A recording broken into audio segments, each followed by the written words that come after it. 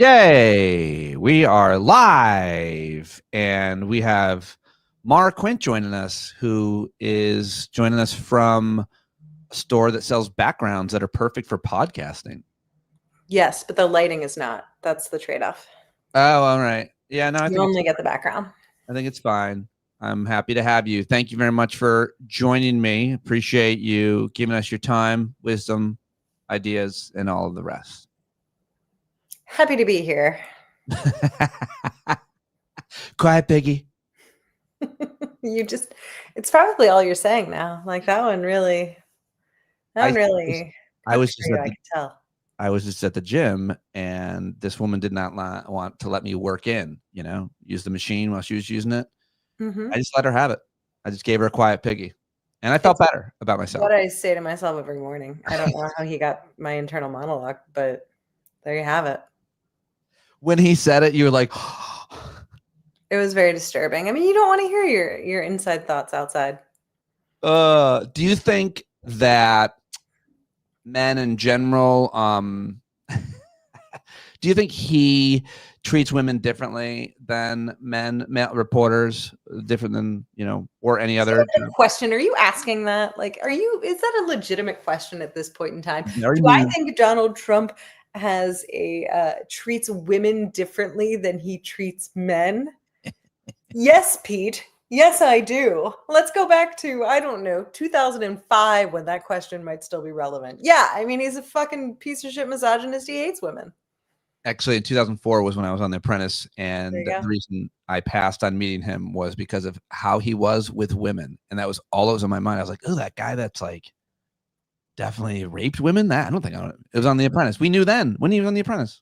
Oh, yeah. I mean, everyone's always known. He's a vile human. I mean, I don't think he thinks other people are real, regardless. Like, he definitely does not believe that other humans exist. But I think he still does sort of vie a little bit for like the approval of men. They are still something to impress generally, whereas women are non-entities. Women have no humanity to him. They do not exist. They are merely tools, vessels. Yeah, vessels. Yeah, absolutely. And the disturbing thing that I found, I didn't know. Like I was so sheltered, I guess, honestly, that I didn't know how many men saw women that way. But it's not just him. Why? I don't understand why you're saying, like, you didn't know that until when? Recently? I mean, like in the last 10 years, probably. Like I even knew there were men who hated women, but I still thought they saw them as people. But like, no, I'm increasingly understanding that there are a lot of men who, like, they see women as non-entities, as like they zap the humanity out of women. It's really awful, but fascinating to me. I used to see women as human and my equal, and then I tried a dating app.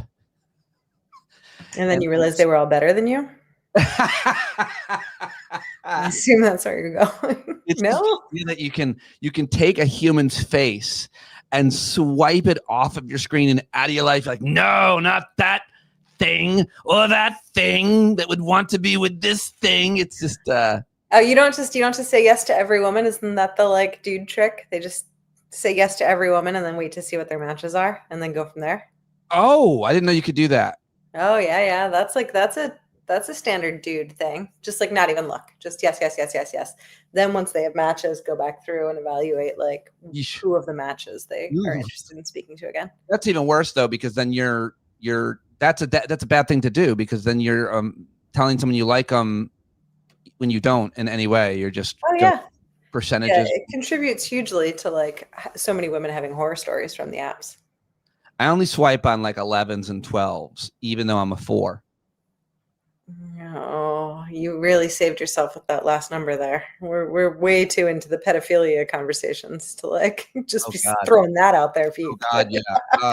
Yeah. Well, let's do that then, because I don't think it's nearly as bad to rape a 15-year-old as an 8-year-old. You can't even say it. How do you even say those words? I'm like, ugh. What are your? I mean, is that something? What are your thoughts about Well, I mean, she said that. Megyn Kelly said that. Yeah. I guess it's other. The other question I want to ask you is like, what's the difference between women upholding patriarchy and women supporting abusive men and keeping them in power in their position? And not only, you know, and I think it's an important lesson for all of us in the workplace, in your lives, in any way, because that's a lot of what we're seeing. I saw this Congresswoman Salazar, a woman, I don't know where she's from, but she's a Republican Congresswoman, and she was asked about the comment Jake Tapper asked her about Quiet Piggy, and she absolutely defended it, as have others. Caroline Leavitt defends him every day, and women do this. So what are your thoughts, Megyn Kelly? What are your thoughts? I don't think it's, I mean, like, what do we want to say? We live in patriarchy. Misogyny is inherent to many, if not most of us. I don't think there's a lot of difference between the men and the women who do it. I think we want there to be a difference. We want to be able to be like, oh, look at these women. Like we want to sort of separate out the women and be like, don't you see? But like, I don't know. They're the same as the men to me. They're just vying for power from those who they think will grant it to them. And it doesn't really make a sense. Like, they don't care. I don't think the gender here matters one bit. I don't think it makes any difference if it is a man or a woman upholding and defending these, you know, reprehensible statements. I don't really have a lot of, like, to me, there's not a lot of difference between Epstein and Ghislaine Maxwell or whatever her name is. Like, that, it's all the same thing. Well, they should all be dead. I mean, more dead. Dead again. Kill them again. Specifically with those two, she procured women for him. And yeah, and I mean, it's all feeding the same thing, you know. I don't know why she did that, but my guess is some sort of power and access, or maybe it's her sexual proclivity. I don't know. I don't know that Megyn Kelly's not a fucking rapist and a pedophile. Maybe she is. I don't know. I don't care to know. Like, she's as bad as they are. I don't care who's physically doing an action versus like supporting the action. It's all the exact same swirl to me, and fuck them all. Who's worse, the priest who molests a child or the priest who knows it and then moves that priest to another parish? Again, they're all the same. It's all the same to me. I'm so tired of splitting hairs on this shit and trying to like pull some like degrees of evil and good. That's for somebody's God to do. I'm not going to muck with that. Let's just dump them in the bucket of evil and say that's bad. Like, I don't need to split any hairs here. There's no reason for it. Anyone contributing to this is a piece of shit. Well done. Well said. I agree with it. I agree with all that. I don't want to, I think it's fair. I think it's absolutely fair. And I've been trying to kind of ask that question. I've asked that question to a couple of people and none of them have said that. It's quite like that. I mean, I think you're absolutely right. I don't know how you can see it differently. I do think there are times for us to like get really into the nuance or try to like, but I don't think this is one. I just do not think this is worthy of it. I think you are talking about a bunch of people rowing in the same evil direction. And I really don't care whose stroke made more difference. They're all there. How much worse is it when a political leader is committing these types of crimes against children? Or, I mean, the idea specifically I'm thinking about, again, someone, I think it was that Congresswoman again, who says, I'm not concerned about personality. I care about like policy and performance. I'm like, when did we stop? Isn't personality soup like the most important thing, actually, no matter before your policies? I mean, there are times to say I don't care about personality, I'm for policy. That's a fair statement in lots and lots of other places, but not when the personality that you're dismissing is abusive. But additionally, the policies that you're pursuing are also abusive. So, I mean, like, what does it matter? It's all the same thing for her. She wants people to suffer. That's the goal of the Republican Party at this point. That's the goal of Republican politicians at this point, is to cause the maximum amount of suffering so that a few people can benefit. She thinks she's going to be in the tiny little subsection that benefits. So what does she care if people are suffering because you've killed them because you've taken their health care, or they're starving or homeless, or you've said an insulting thing to them. It's all the same end to her. She has a very clear point, and they all do. They would love to spit in your face, to call you names, to, stab you through the throat if they could. It doesn't matter. It's all the same purpose. And isn't then everything I've started talking to you about here add up to covering in any way for anyone involved with Jeffrey Epstein's schemes over the years? Because that's exactly, and furthermore, the idea that you would cover for someone or be worried about someone being exposed because they were on your political team. Like, I think somebody asked Democrat Scott Murphy on CNN, what if when we get the files exposed, there are Democrats in it? He's like, why would I care about that? Why would any of us care? I mean, that's nobody over here cares. Like, really, nobody does. I don't know. Maybe the Clintons care because they're going to be in it, but like, I don't know. Nobody actually gives a fuck. Get rid of all of them. And I think in general, I will say, like, taking this much broader, I do a lot of work with canvassing. I do a lot of work with people on the ground. People are pissed off. They're sick of it. The Democratic Party has absolutely no confidence or faith. People would be more than happy to see both of the parties just absolutely go down in flames and just like, let's rebuild from the ashes. Ideally, let's build something else from the ashes. But there's not a lot of fealty going on here to the Democratic Party at all. Not from voters, certainly. What are your thoughts about what, if anything, we're going to see, or what, if anything, has changed or should change as a result of learning more about who did what? Are you talking specifically to Epstein stuff? I mean, I don't know. I have very little confidence. I also think that they will have scrubbed a lot of the Trump. Excuse me. I think they'll have scrubbed a lot of the Trump out of there. I mean, it's not as though, like, what faith do we have that they are releasing things that are true and compact and whole? I mean, this is an administration and a party that has been all about lying no matter what. So my only question is, like, are we actually going to see the whole of what was there? I strongly, strongly doubt it. As to what comes from that, I don't know. I have no idea, because we do not have a party. We do not have people in power right now who, for the most part, want to pursue what should actually happen, which is a lot of people should go away forever, whatever that means. That's not even me advocating for the carceral system, but they need to not exist here anymore.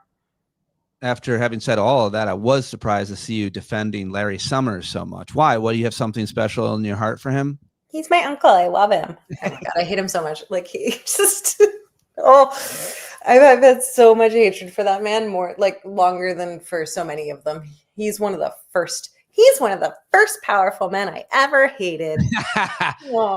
Because of like his comments when he was Harvard president, or his economic policies, or all of it? No, the Harvard president stuff was when he first, because that was prior to my like being all that plugged in to to politics and the things that were happening. But that one I read about, and I was so furious, and I could not believe that we were letting someone say these things and hold positions of power. I mean, I was past the point of like pure naivete. It's not as though I thought that the people in charge were like good people at that point, but I was surprised that he did not suffer consequences for that in any way. And that was infuriating. And that really taught me a lot. That was a big one for me. Yeah. Well, apparently he has stepped away from his what the hell does that mean? Stepped away from? Is he getting paid by anyone? I don't know. Like the institutions, and several of them Democratic left-leaning institutions that had him as a fellow or whatever, they've just kind of quietly removed him. And I'm sorry, but fuck all of that. The fact that he was there to begin with, it's really, really frustrating and really infuriating.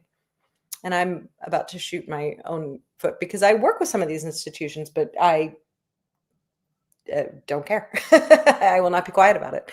It's absolutely. I mean, awful. Based on your foot injury history, I hope you'll shoot a different part of your body. Is all I'm saying. Like, I don't think they can take it anymore. They're pretty numb. I can't feel it at this point. It's fine. I'm going through some of your posts on Blue Sky. I'm so angry today, Pete. You had no idea when you.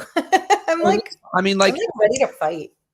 Whether or not that's as a result of what's happening or as a result of your day or what's going on in your life, like it's just the news. My life is fine. I'm happy to capture it because you speak. I think you are good at emoting for a lot of us. One of the reasons I like talking to you, frankly, is because I think when we see you, when we hear you, when we follow you on social media, it's like, yes, what she's saying. For example, I just found out that Megyn Kelly has a 14-year-old daughter you posted.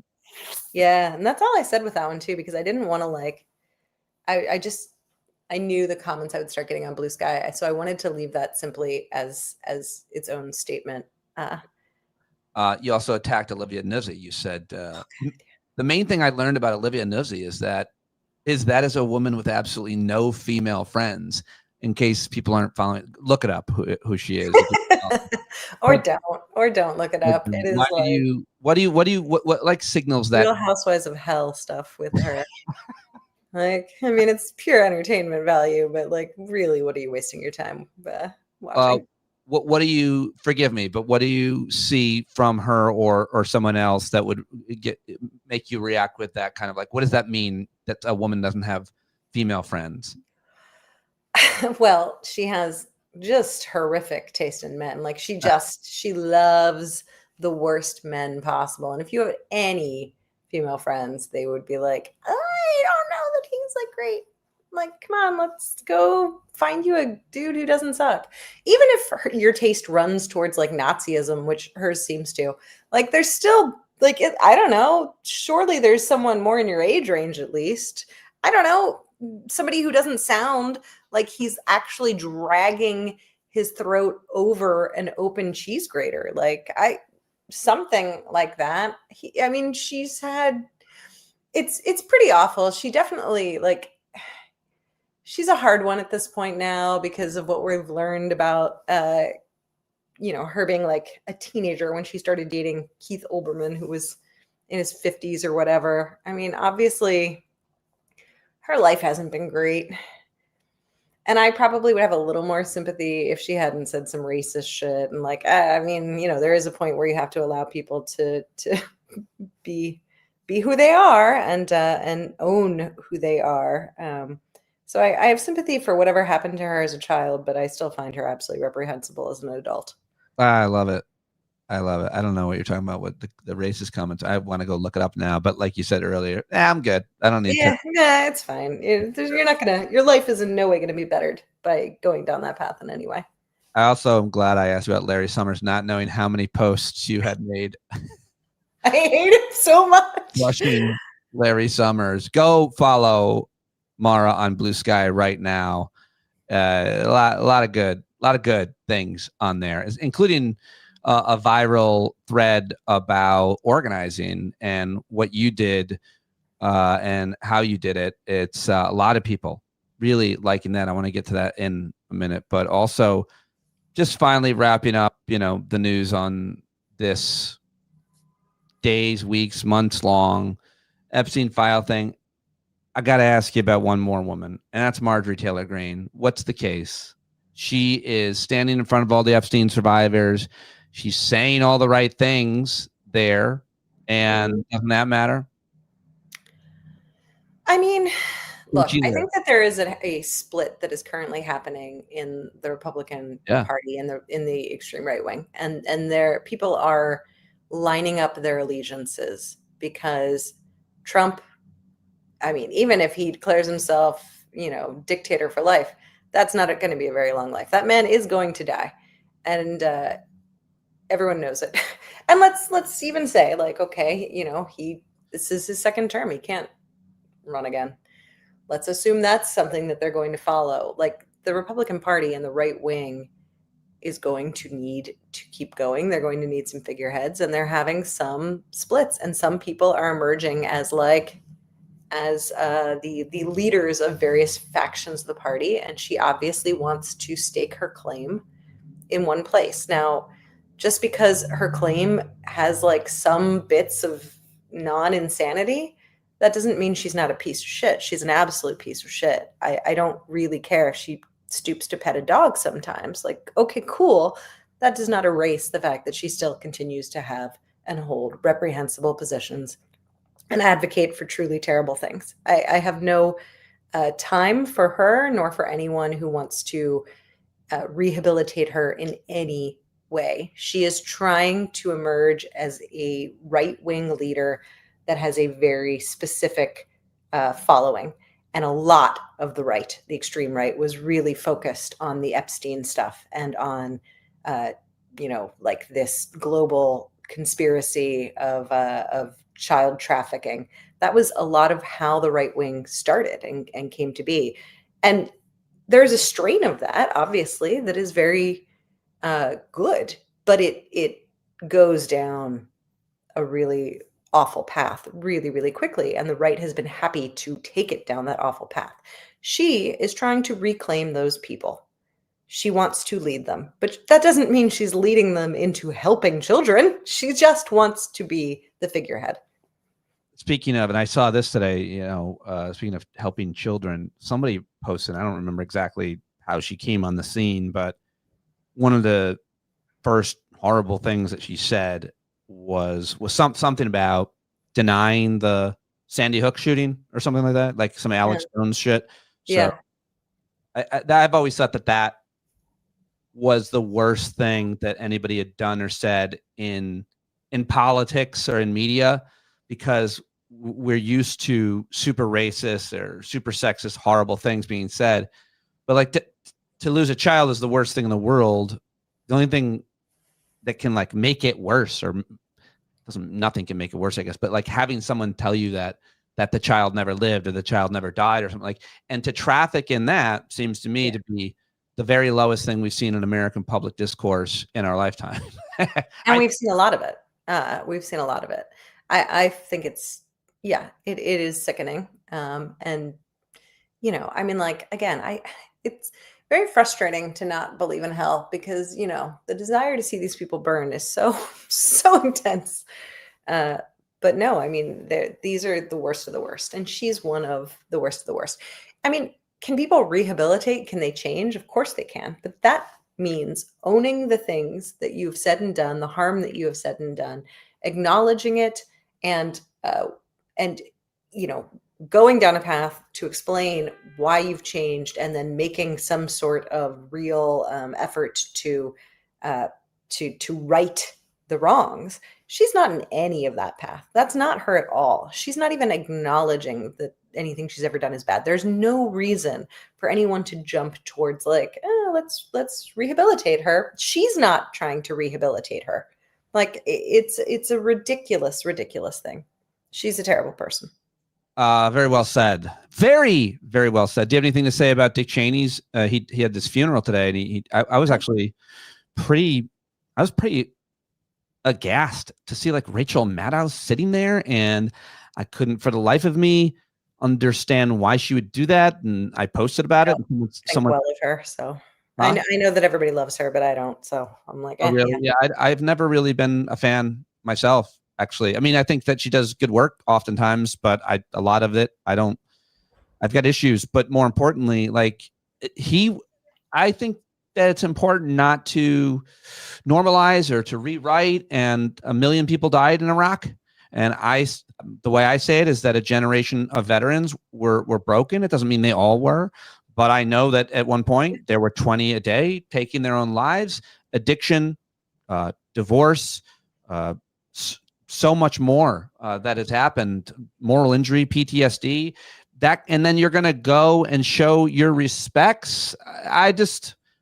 Because you're friends with Liz Cheney, or I just want to take one moment to say, at least for myself, and get your reaction. Obviously, his funeral today, his death, his funeral. I mean, I don't know. I covered that war. I talked to veterans over and over and over. I talked to so many different military people and journalists covering it. I'm aghast, disgusted by that man. Yeah, no, he's disgusting. And the fact that anyone continues to do these sort of pleasantries or pay respects, I mean, that tells me who they are. Fuck her. Like, cool. I have nothing nice to say for anybody who would attend that. all they're telling me is that they value access to power more than anything else. And that's fine. That's good to know about them. But that means I don't respect you. Like, and I've felt that about her before. So that's not a new idea for me about her. And I mean, I understand that, like, yeah, we don't have a lot of people reporting on the left. She is a rare figure who has been permitted to. I don't want to say she's like the only one doing it. She's just been allowed to hold a space there where many others could do it much better. But that doesn't, I don't have to respect her because she's managed to do it. That's just probably why she's been allowed to do it, because she still is more than happy to lick a boot. Ooh, wow. That made me want to lick a boot also. I don't know why. It's the way you said it. Yeah, sure. Have we talked since Donnie won and the woman, what's her name, Katie Wilson in Seattle won, and what your thoughts are on the rise of democratic socialism and the conversation around it, and on the left or in democratic? I don't think we have. I mean, I think, I'm a fan of democratic socialism in general. I don't think that those are the words to use in every place. But I do think that running on believing in things and wanting to do things to help people is a good idea. And I think running candidates who have clear vision and true beliefs in anything good is only going to benefit us. And I think that the establishment Dems for far too long continue to be more than happy to run people who believe in nothing. And that's why we are where we are. Well said. Believe in nothing. Well, what democratic socialists believe is misrepresented by the vast majority of people who talk about them. I think it would be helpful for a rebrand, FDR Democrat, or, Canadian Democrat, or, just like anybody who represents views in countries currently where they live longer, happier lives. Maybe this should be the longer, happier life party. I mean, because the word sure. It brings up so I know, but it does that because the right has been so successful about using it as a hammer. And honestly, it's kind of amazing how quickly we can reclaim and claim words if we want to. Well, so we could do a rebrand, or we could not, or we could say, hey, this stuff that you like, that's democratic socialism. And you say it enough and you have enough people who believe in it saying it, I think it shifts pretty quickly too. Do you think that the party is shifting towards that direction all the way through, or is it like a regional or somehow demographic? Older folks obviously are not as likely to. I struggle sometimes. It's like, what do we mean by the party? We have party leadership. We have, and I don't think the party leadership is there. I think party leadership has made it quite clear that they are completely out of touch with people. Yeah. Do I think the average Democratic voter has shifted way far left? Yes, I would say the average Democratic voter is far to the left of where party leadership and party institutions think they should be. Now, how that realigns, I'm not sure. I mean, I think it needs to realign with a lot of ousting. A lot of people got to go. Ousting. You should host a show called Ousting. This week, we're going to oust. And you name somebody who we didn't even know, but you introduced us to why, and we're like, oh yeah, that person should definitely be ousted. What did they do that for at a CBS?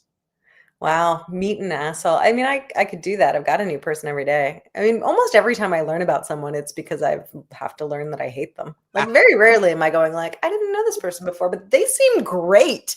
That's like real in the minority. I would like more of that. That's not really true because of what you've done over the past year, especially in organizing. It's been really remarkable. I'm so excited because it's obviously affected your life positively, but so many other people's lives positively. And you talked about this on a thread on Blue Sky this week, which I kind of wanted to just ask you about, because I think that is a very positive thing. And those are a lot of people that you didn't know the day before. And now you're working with them and organizing with them and doing amazing things. Tell me a little bit about it. Because you started a year ago, Trump won. I was furious and scared. So I sent a text to a few local women I knew and asked them to join me at a meeting. And invite more like-minded women they knew. A few showed up, and then a few more. We became a group called The Salon, and we meet monthly. You went on to talk about what you've done and why organizing is daunting but worth it. Say more. Yeah, I think I've talked about this a bit here with you before, but yeah, I mean, I work in national politics. So after this election, I felt really defeated and really sad about like even just the work I was going to do and how that was, normally I take a lot of pride in that, but it just felt really hopeless. And it felt like the most important thing to do was going to be grow community.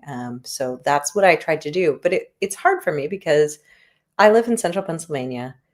I know some people, but I moved there. Like a lot of my friends are in Los Angeles. I work sometimes in DC.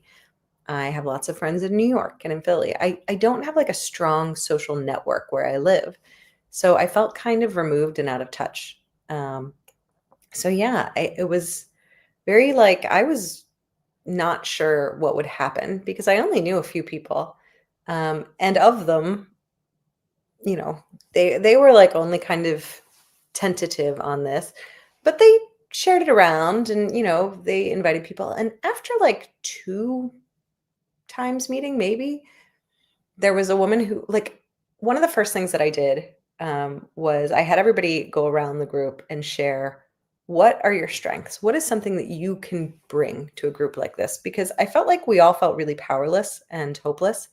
And I thought it would be a really good idea to like recognize that some of the things that we can do are powerful and our strengths. So I said even things like, it can be I have space, I can host something, I know how to cook, I know how to sew, I know people, or, because for me, I didn't really feel like I had a lot. What I could do is I can write an agenda, I can host a meeting, like I can do the like keep something going and running. And then one of the women eventually was like, I know people. That's my thing. I love like connecting people. And she went to work like, and then from there, it just kind of grew. Because I acknowledged right away, I'm like, that's not, I don't know people. I'm bad at that. I need that help. And we had a lot of that kind of synergy starting to come and grow. And yeah, and it's been really fantastic. And it is definitely a group that like sometimes we just complain and we cry and we always have tissue boxes out because somebody each time is like feeling stuff real intensely. Not each time, but a lot of times. And we also bring opportunities that we see to get involved, and we also bring problems that we see that we want to fix. And everybody, we have one woman who she works specifically with like wildlife, and she gave us a whole presentation on birds and how birds can explain the like health of your environment in all these different ways. And it was just stuff I would never otherwise know. And it's been really interesting and great. And we've done a lot in our year. I love it. I love it so much. And if people want to replicate what you've done, you've invited them to contact you and tell you kind of what you've done. When you said we have the wildlife woman, I don't know why I jumped to, and she came to one of the meetings like that guy you could hire at the birthday party, and he brings like a Subaru station wagon worth of cages of critters, and she just brought to the meeting. She's like, we had an owl, an injured owl. There was a snake. I learned that she does actually do that. Like she did it at like a fair or a festival, like specifically conservation wise, but like, yeah, it was pretty cool. We did that. We had like one of my daughter's birthday parties. I think Julia's when she was like 6 or 7 or lady, or I don't know, showed up and just kept taking out cages, Tupperware. Why don't we do that at adult parties? We should do that. We should hire those people. Like people would go crazy. They would love it. I mean, it's important to introduce kids to nature, and you're not going to meet a lot of these critters up close. And so it's important so that you can value it, but it's just as important to reintroduce for the first time adults too. So you can see all the things we're killing. I love to get a drunk adult around a ferret. I think it's great. Oh, I don't want to tell you about a time I was drunk around a ferret, but I can tell you where it ended up. We all know. You do? Yeah. Oh, just inherently, just instinctively, just we can. You didn't know. I wasn't drunk. No, okay. You can tell us who you were. It's all right. We'll accept it. We won't ask questions. The baby ferret. It's so much worse. I acted like it wasn't as bad because it wasn't as big. How about this? What are you looking at on the economic policy front? How do you see, the government shutdown, what it achieved or didn't? And as we head into, the next year in terms of what you're advocating for, thinking about in terms of policy or legislation at any level of government, what's on your mind? What are you working on? It's a really good question. And actually, honestly, I'm trying to like regroup and figure it out right now because it's really tough. It's really, really tough. I think the shutdown was was really difficult and a real struggle, and a pretty awful situation ultimately. People are suffering. They are going to continue to suffer.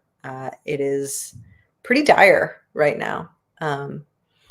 So I think a lot of what we're looking at is trying to organize locally. And I've been talking to a lot of states as well that are putting together coalitions to do more of what like Massachusetts passed with the millionaire's tax, because I think state work is going to be a bit more effective right now. We obviously don't have a lot of space to move things at the federal level. So getting involved in state initiatives and ballot initiatives and working on minimum wage and millionaire's tax and those types of initiatives are going to be pretty key in the next couple of years.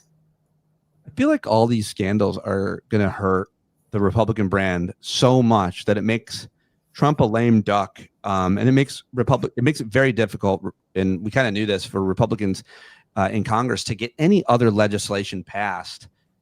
Because they used to just sign on to all kinds of things, including, the tariffs, which wasn't legislation. Obviously, that's being brought to the Supreme Court as a result. Congress is supposed to have that power, but they just look the other way. They look the other way in oversight and everything. And I feel like they are going to be less likely to do that as a result of this scandal and what might be coming out. As also just it's possible that he loses his grip on the Republican Party as a result of his approval rating, him being so unpopular that connecting yourself with him, surprisingly, could be a bad thing. What do you think? I mean, I do think that there are a few Republicans who are definitely like seeing that kind of wind blow. I think Marjorie Taylor Greene is one of them. I think she's setting herself up in that way. But for the most part, no, I think we're still seeing that, broadly speaking, the electeds are more than happy to like fall in line behind him with absolutely zero challenge to anything that he wants to do. So, I mean, maybe they'll start to peel off a little bit more, but I don't see it happening right now. I almost was going to say, and maybe that means Republicans would propose or support policies that actually benefit the public. It's just that they never have. Like literally, there is not a policy. I'll make this argument that Republicans have put forward that has benefited the middle class or the public interest. And even if they did, on the other side, they're constantly degrading regulations, guidelines, norms that are in the public's interest, and the corruption amidst all of it is so apparent, obvious, and overt that people get more and more turned off to the brand, I think. I don't know. I mean, I would certainly agree that at the federal level, Republicans have never made helping people the driving purpose of any piece of legislation. And any time that they've incidentally done that or tacked on a little like thing, it is a it is a one step forward after you've taken 10 steps back. So it is never any sort of significant improvement. And in fact, it's usually because they have created so many terrible fires that they like might sprinkle a little bit on one little corner for a half a second. I think that's certainly true. Whether or not people know that, though, I don't know that people have fully accepted that. I think there is so much frustration at this point with politics in general. When I speak to people who are not following this all the time, they're really more and more likely to say, I don't even care. I don't care which side. It's all bad. Like there's such it's all worthless place. So yeah, Republicans might be torturing their brand, but the Dem brand has already been torched. So it's like, where are we now? Well, though, I think that's what Mamdani was able to overcome, because he was able to present a personality a brand that was really people that weren't even paying attention to politics. Like, who is this guy? What is he doing? He's running around Manhattan. He's meeting everybody. He's really well spoken. He seems to have integrity. I mean, we'll see what happens with him. That could or could not, make people more cynical. But I do think that kind of politician, I feel like AOC is that way a lot as well. I mean, I don't know. I can name a few others that I think do a pretty good job at helping rebrand or fight the internal cynicism that a lot of people have, or the potential cynicism that especially young people might acquire just as the process of living in America leads to, it would seem. Yeah, they're individuals, again, who stand for things, but I don't think that they are doing much to rehabilitate the Democratic Party, nor should they. I'm not saying that should be a goal, but I don't think people look at Mondami and say, oh, see, Dems aren't as bad as I thought. I think they think this guy stands for something, and that's what I want to see. Right. All right. I'll let you go, except for last question. As I saw you posting about this, and I haven't mentioned it on air, I want to recognize the darkness has arrived. It's so bad. So I think it's important to recognize that we are in the spot, the real asshole of the year in terms of time, where it is getting dark around 4 and 4:30, whatever. We're approaching the shortest day of the year, which is December 21st. I remind myself of that. What I try to do is just stay mindful that it's going to get dark early today. Make sure I do anything I might want to do. Make sure I acknowledge, make sure I soak up the daylight as much as possible, and make sure I just realize, embrace myself, like just being present. This is me being serious. That's how I kind of cope with it. Yeah. But there are a lot of other things that we can do, but just remind us about your view. You had posted something about this. Funny. I forget where it was.